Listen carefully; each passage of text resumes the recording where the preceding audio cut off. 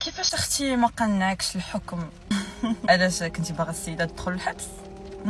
مع العلم ان ديك السيده اللي انت باغا ليها الحبس، حيت كتهضري بحال باغا ليها الحبس، عندها جنين في كرشها، الله يكمل عليها بالخير، عندها بنادم في كرشها. شنو ما قنعتيش؟ بغيتهم يضربوها ولا شنو؟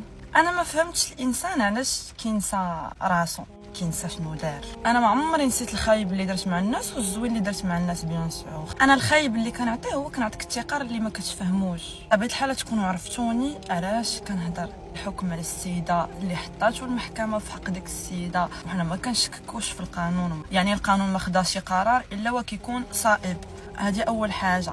ثاني حاجه، ياك ما نسيتي السكرين فيديو اللي كنتي درتي، ياك ما نسيتي، انا ما نسيتش وما كنساش وما كندافع لا على هذيك اللي نتيا معاها في مشكل، لا عليك نتيا. انا كندوي جود وراكم عارفين عليا هاد اللعيبه هادي. انا انسان ضد ان انسان يكون دار اغلاط وفلت منهم، ولما الكارما كدور وكيديروا الناس في حقه دوك الاغلاط كيتجنن وكيبقى يتصرف بحال هكاك. الا هذيك السيده دارت بك التشهير، انت راكي كنتي كتصوري الناس فيديوهات وانا وحده من الضحايا، ولكن انا ما نديكش. انا دعيتك الله من ديك الايام وعطيت لكاع البنات ثقه.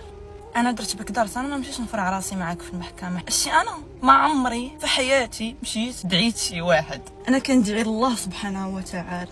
انا اللي باقي كيفقسني هو ان بنادم كيشد ميكرو وكيبدا يشكي على الناس بحال هذا الشيء هذا اللي تبرهيش، انا كنسميه التخربيق. يبدا يشد ويبدا يشكي على الناس وبدا يطلق عليهم ديك الطاقه السلبيه ديالو، والناس اللي كيتفرجوا فيك كيصحاب لك جالسين تيتسناو كنتي شنو ديري في المشكل ديالك. كل واحد عنده 100 مشكل في دارو، كل واحد عنده ازمات، كل واحد عنده كريديات، كل واحد عنده مشاكل، ربي اللي عالم بكل واحد. ويجي بنادم انفلونسيز كيحط غير ستوريات وكيصور فلوس ويجي يدير ميكرو يقول لك المشكل عندي ديروا معايا الحل. انا كنت دعيتك ما كنتش غتفكي حيت عندي الدلائل وباقيين عندي لحد الساعه. فهمتي؟ نتوما داخلين جوج الناس على ودي ديك السيده اللي سكرينيتي من عندها الفيديو، انا ما بغيتش ندير معاك حتى شي مشكل. اما انتي بلا ما تبقاي تدعي انك مظلومه، حتى انتي درتي بحال هكاك في بنات.